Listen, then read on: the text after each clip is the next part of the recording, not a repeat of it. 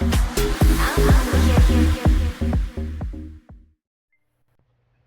YouTube friends, it's Rainy with the Woolly Llama Shop and my co-host, Shadow.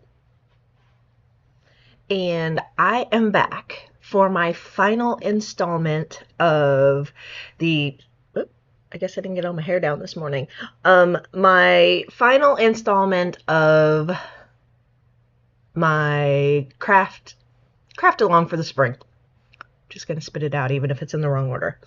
I just got up, so bad hair. I did try to tame it all down, but I didn't do a very good job. So anyway, this is the last of the projects. It wasn't what I planned, but this is what you're going to get because this was kind of the inspiration for the project I had planned. It is a very worthwhile pursuit to try. Even if, you're not going to get a whole project out of this, but I just want to plant the seed in your brain.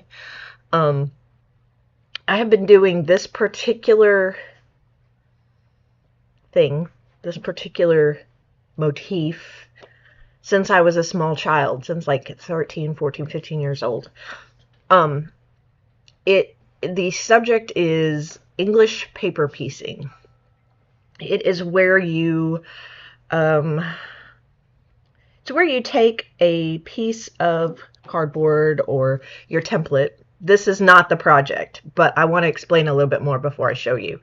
You have this one is made out of cardstock, so it's heavier. And then you take your fabric that's just a little bit bigger and you baste it around the shape. Some people thread based, some people glue based. I am just learning how to glue baste with my son's quilt. So I prefer thread basting just because it's part of the process for me. There are lots of tutorials out there. I'm going to provide some links for some tutorials down below because I quite frankly don't have time to make a tutorial. I have on my other channel, I think I tried to do a tutorial, and if I can find those links, I'll put them down below. However, what am I talking about?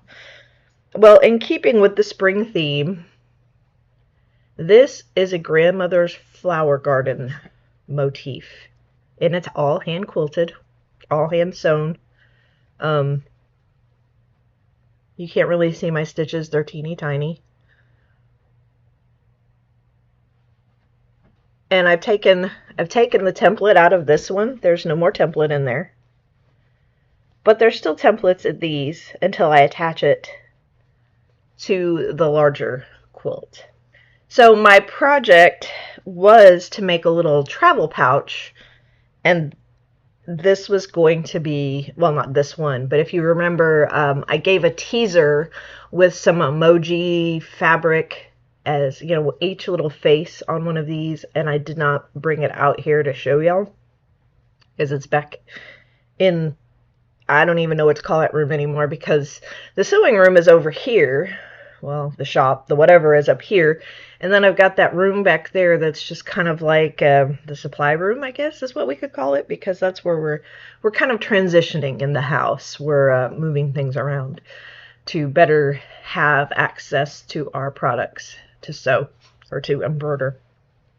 So anyway, it's back in the supply room.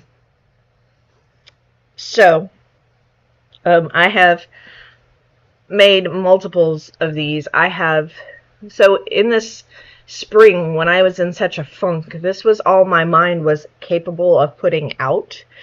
It is very meditative, very soothing, very addictive. These are 1-inch hexagons, each one of these little guys. And when I say a 1-inch hexagon, this part right here, the edge part, is 1 inch. These little boogers are actually, I think it's, I don't remember how far they are across. 1 inch right here. So I want to say it's 2 inches this way across the whole thing, but I might be wrong. Anyway, the important number to remember I make my own templates. I got a scrapbooking punch, and I recycle anything that I think I could use. Although I did find out in the making of this that some of the things I was using, like for instance, this cardboard that I used was just a little too thick, and it was hard to bend the template when I needed to put pieces together. So going forward, I need to be a little more selective about the things that I use for templates. But this particular quilt I started when I moved to Texas. Oh, let me show you the quilt. I haven't done that yet. And I've taken this thing apart and I put it back together like 1,000 times. Well, not 1,000, probably 3 or 4 anyway. Because I keep changing my mind. And but I think this is the one I'm going to settle on for now. It started as a way to, you know me, I'm all about trying to include everybody and making crafts as accessible as possible for people. I was doing a series called the Dollar Store Quilt, and this is all part of the Dollar Store Quilt. All of the pieces I still have. I was buying fabric at the dollar store, and then once I no longer worked at that job, because there was like a Dollar Tree right in the front, like within walking distance, and I would go there on my lunch break and buy fat quarters for $1.25. I do not recommend using their sewing supplies though. Sewing supplies are plenty enough cheap at Walmart. Just go to Walmart and buy Walmart ones. And then when I no longer worked at that job, I was like, what do I do? So, oddly enough, then I started shopping around for, like, sale or discount or discontinued fabrics. Like, Walmart had some. Let's see if I have any. I think this turquoise one was one. No. Where did I get this one? I don't remember. But this one right here was when Joann's was going out. I got these polka dots. This one right here was a really cheap pack off Amazon. It was like on sale, and it was the whole point was that yes, if you want to make an heirloom quilt, you really need to use good supplies. However, if you just want to learn the craft and have that sense of creation, use what's available. You can use scrap clothing. You can go to I've got a little place called the Sunshine Shop or something like that. And they have clothes really cheap. Cut those up and use quilt pieces. It was just the idea that you don't have to have fancy supplies. You can just I just want people to be able to participate, right? And so this all goes back to, like I said, when I was a teenager, the lady who taught me how to do this was a sweet little nursing home lady. I have so many good memories of the nursing home. I wish people could just see all the good stuff in here and know that nursing homes are not all bad. But her most prized possession was a huge garbage bag. We're talking like, have you ever seen the big leaf garbage bags? The ones, the tall ones that are, Anyway, she had one of those, and it was full of fabric scraps of just this, that, and the other, the things that people had given her, clothes that, she had cut up. I mean, she was allowed to cut them up or whatever. They had, residents would bring clothes to her if they got damaged in some way, because they all knew. And that's what this lady did by the hour. Every day you could find her in her chair, and she would just sit and make this particular motif over and over and over and over. And she would make quilts. and then somebody else would quilt them for her because obviously she didn't have the space because she just had her little room and her little corner. But this little lady took the time to show me how to do it. She, shared her template with me. She did hers a little bit differently than I do, but I mean the thing is still the same. The process is still the same. And that's where I grew to appreciate this, because that was that lady's job every day. For her, it was a job. I mean, she didn't have anything else. She couldn't do anything else, but she would make these quilts and give them to other residents. She would, she gave them to places to raffle off. I mean, she never took money for it, but that was her job. And so, anyway, she and I spent lots of hours making these things. And this spring, I have spent lots of hours because that's all my mind would allow me to do. This is how I quieted my mind this spring when I was in such a funk. I tried really hard, and I knew this is the project that I wanted to share with you guys like weeks ago, but I just never did finish the little travel pouch. And so I figured, so if you want to participate using this, what I will take as counting for and it does not have to be 1 inch. You can do whatever size you want. But I want at least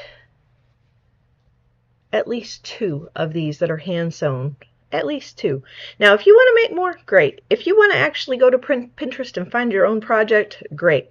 But being that we're closing in on the end, and most of you have earned your patches, I made another batch just yesterday. Woohoo! We're up to like 30 people. I'm so excited. 30 people have earned their spring craft along patch, whatever you want to call it. I see you, you little late bloomers, you. Great. And, I will still honor patches for a little ways into summer, especially if you want to do something with these. Because I know it's late to the program, but you can do a lot of different things. You can do coasters, you can do pin cushions, you can do whatever. And so like this one, to make a coaster, you would just put something on the back. You could use like felt on the back, and you just sew it together. Now, it doesn't have to look neat or pretty. If it's your first attempt at this, let me know. And if you enjoy it, let me know. I'm telling you, it's very addictive. You don't have to have any. I mean, there are some people who do this a lot, and as I've done it more, I've found there are needles that I like and needles that I don't, and thread that I like and thread that I don't. But if you were just practicing this for the first time, just go get any little spool of thread. I don't know. Any little spool of thread. And I use milliner's needles, but they're a little hard to see the eye on, so get something with a needle, get with an eye that you can see. Get a needle threader. I know there are some of my friends who have hard times with needles. That's okay. Even if you wanted to go out on a limb and make bigger ones of these and, try yarn, just experiment. But the whole thing is you're taking your cardboard shape. I know this is not a 1 inch hexagon. I'm not prepared. And you just put your fabric around it. Or you take your shape and ta-da. And then when you get all done, you take the templates out. So, I will try to provide adequate links in the description box below, one of them being the actual pattern that I wanted to make. And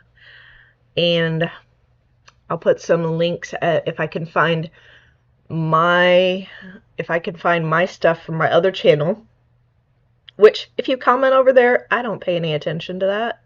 I'm sorry, I just don't. I barely have time to keep up with the one I got, let alone the old one.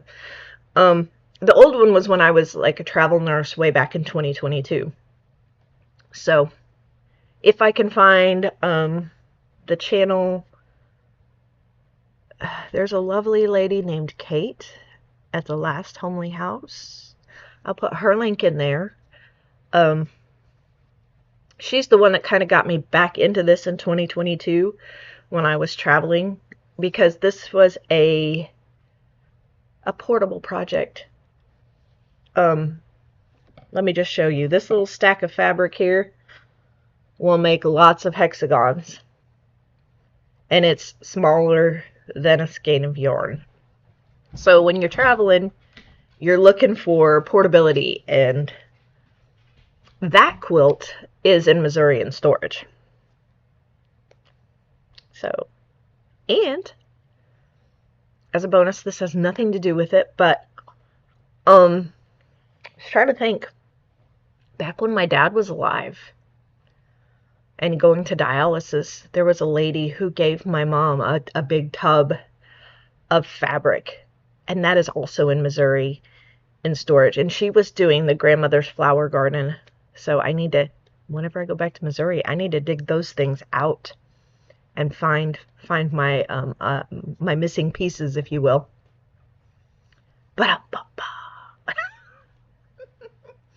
So anyway, I know this was late to the game, you know, but I just want you to try a new hobby, and that's why I was trying. My plan for the spring was to do one knit, one crochet, one hand sewing, and one hand embroidery.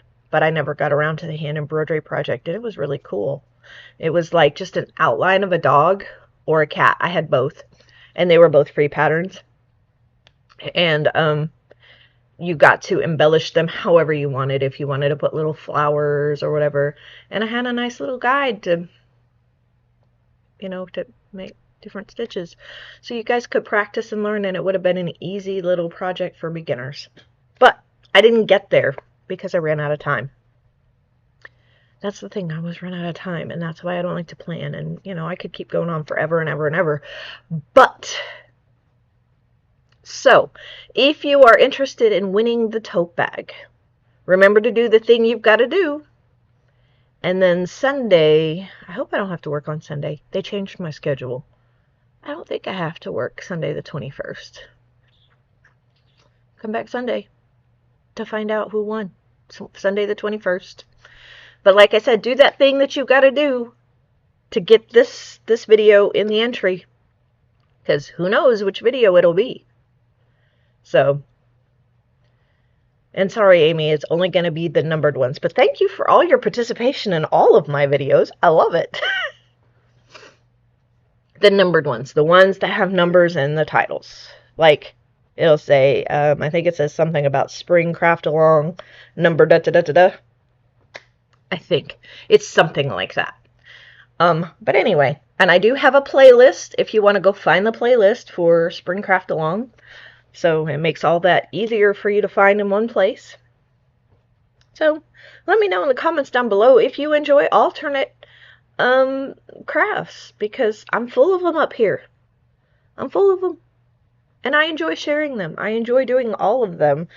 There is one project in hand embroidery that I'm dying to do and I just can't get to it. It's a technique, and maybe in the summertime, maybe I'll find a way to get to it. But I'm not going to get off on other things right now. We're going to wrap up this video because it's almost 20 minutes long. So I wish you a very super stupendous spring day, and I will see you on the next one.